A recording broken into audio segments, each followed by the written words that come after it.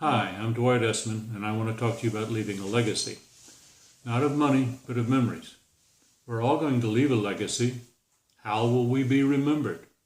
Imagine making the world a better place because of decisions you made and actions you took. Now let's talk about some history. This past April 19th was the 250th anniversary of the shot heard round the world, the start of the Revolutionary War that gave us a democracy. On May 26th, we celebrated Memorial Day, when we remember all the brave soldiers and sailors who died defending this nation. June 6th was the 81st anniversary of D-Day, when the largest invasion in history of 150,000 troops went ashore in France and defeated Hitler and the Nazis.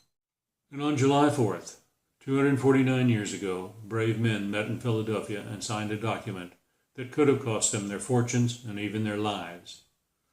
All these dates represent difficult, divisive, and decisive times when brave men and women were willing to sacrifice their lives to give us the opportunity to enjoy life, liberty, and the pursuit of happiness.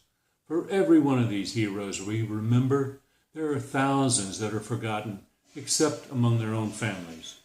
But they all left a legacy of courage. D-Day is a term the military uses to denote any day that begins an operation. But let's think of it as Decision Day, when we must decide between democracy and dictatorship.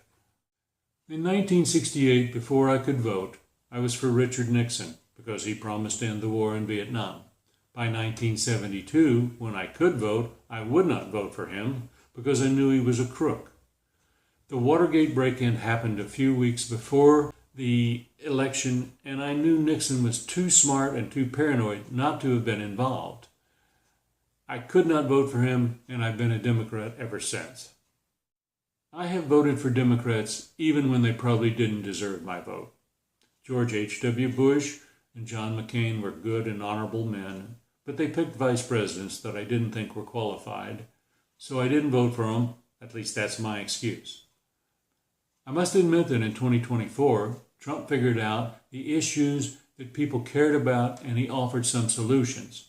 In the next part, we'll talk about those.